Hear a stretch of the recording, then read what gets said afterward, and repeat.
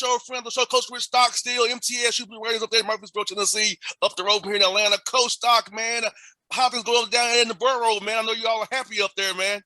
Yeah, everything's good here, my man. Other than this weather, we got a little bit of snow a couple days ago and calling for some bad weather coming in this weekend. So I'm ready for summertime, man. But everything's good. I hear that, but hey, Coach, you had a little taste of it in the Bahamas Bowl, man. How was that down in the Bahamas there for that bowl game, man? Winning it obviously made it that much more enjoyable, but it was a great visit, a great stay. We were there, got there Monday and played the game Friday morning and then came back after the game. But it was a great experience for our kids, our players, families, obviously, everybody that went. It was just a great experience. And the Bahamas Bowl, the Atlantis, everybody involved in it put on a first-class week for us. It was just fantastic. And then to top it off with a win over a really good Toledo team made it that much more special. Now, Coach Stock, you had a rough year, man. Having to come back at FAU, being down 17 points there, man, and having to go through all these injury headaches. You got too many injuries for my liking. I know you probably hate it as well. But to go down to the Bahamas Bowl, beat a high-quality MAC team after all you've been through, talk about what that meant for you personally and your players and your staff as well. Well, you're right. I was extremely, and I told our team this. I told our team that, I was extremely proud of them because, we got down the last 4 games of the year with our 4th-team quarterback, a true freshman, who the previous 8 weeks we were planning on redshirting. So you finish out the year, the true freshman, and then all the injuries that we suffered. And then the night before the game, we have, 3 guys aren't 3 starters that aren't able to play because, of medical issue. And, and then you're a 10-point underdog against a really good Toledo team. You go out there and you win, you play really well. So I told them all year, that when we were 1-3, I told them we were going to be in a bowl game, that I believed in them. And, this team was very resilient, competed extremely hard, played extremely hard.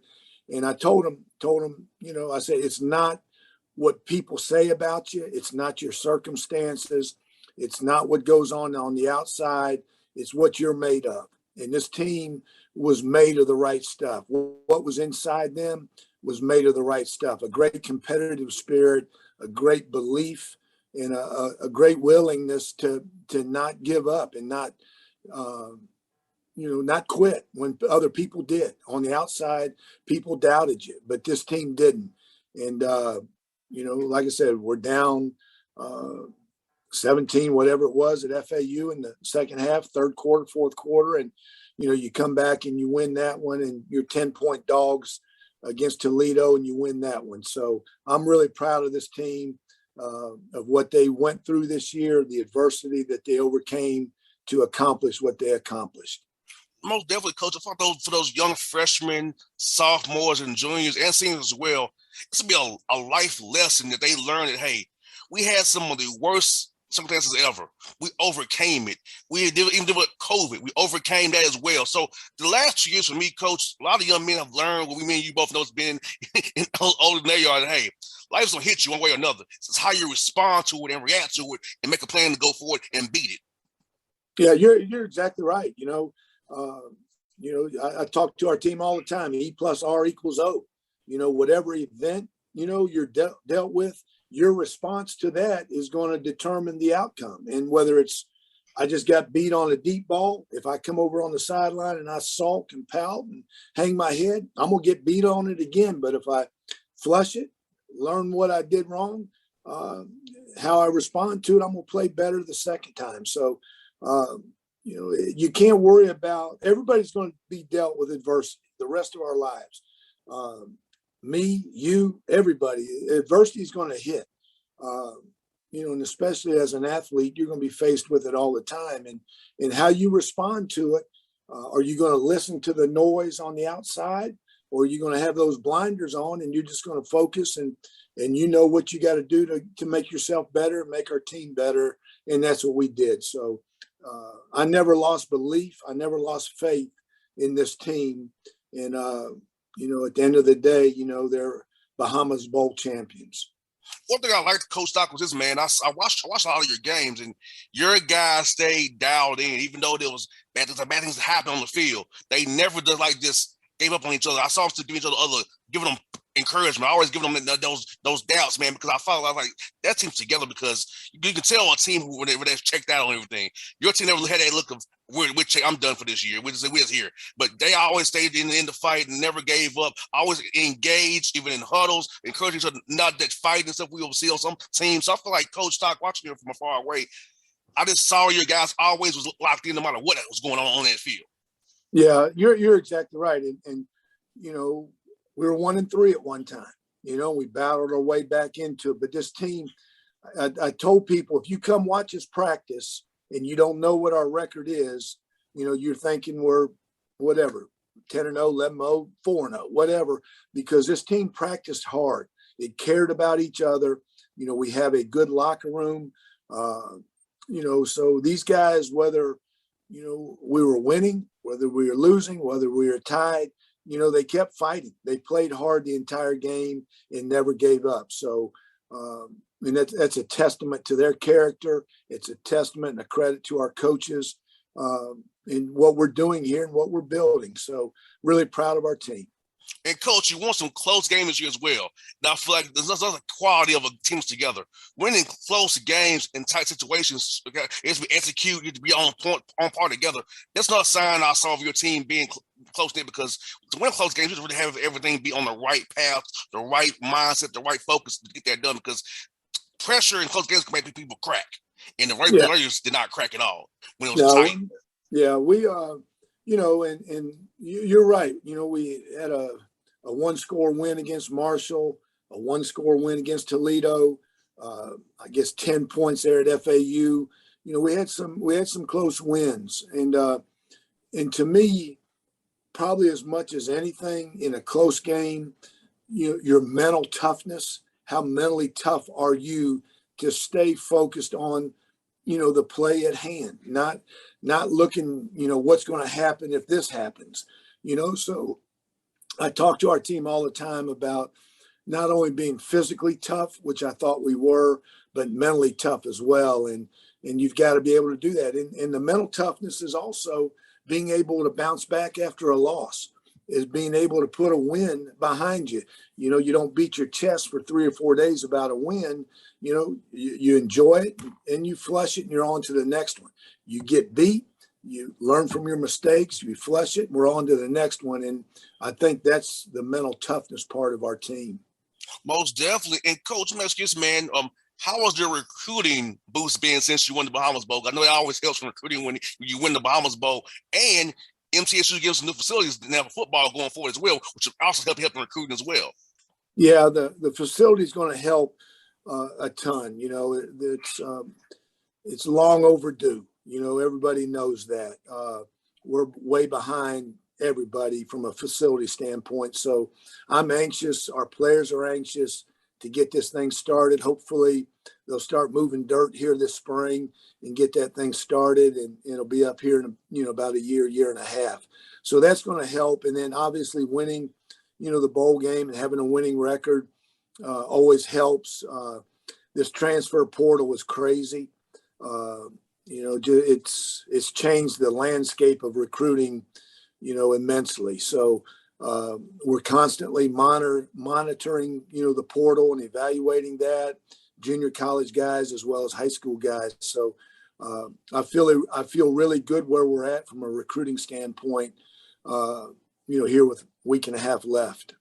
Most definitely. I also feel like Coach CUSA now has stability now going forward, because we know who's been in the conference going forward. So let's talk about all that noise, realignment, being able to tamp down. Now you know where you're going to be, and then you can recruit the areas you want to recruit to bring guys to become future Blue Raiders going forward. Yeah, there was a lot of talk. Those 6 schools, I guess, leaving, going to the AAC and then to the Sun Belt. And then there was talk with us going to the MAC. I think geographically I think we fit better in Conference USA than we do in the MAC. Going to Buffalo, going to the Michigans, going to, even though Ohio's close, but, it just didn't fit, I don't think, our geographical footprint. So I'm excited about the future of Conference USA, the schools that we kept, and then, the additional schools that we added. And as well as anybody, this conference realignment stuff isn't over. It's going to happen again. And, so I'm hopeful that, when it does happen again, our facility will be built by then. And, now you've got a better marketing tool, maybe that, we can show this is what we've got now. And maybe we stay in Conference USA, or maybe there's better options out there for us. And Murfreesboro's growth, Coach, is so amazing. I've been in Nashville for a while. I moved back to Georgia, but when I come up to Nashville to visit, it's like Murfreesboro's growing like Nashville was growing. Like, I don't recognize the borough no more. How much is growing when I passed on I-24 on the Nashville? Yeah, it's I say it all the time. You ought to be a realtor or open up a restaurant here in Murfreesboro, because the housing market is off the chain, and you can drive by any restaurant any time of the day, and every one of them are packed. So it's a great town, great city to live in. You got Nashville right down the road, but Murfreesboro has really changed and growing, and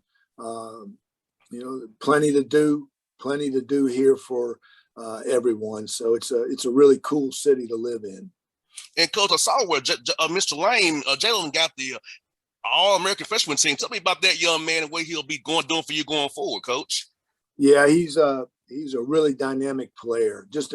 He's a sweetheart of a kid. Just a great young man. Great family. His mom and dad, just great people. And Jalen's a really good player. He's very well coached. His dad did a great job with him in high school. Very mature, very polished.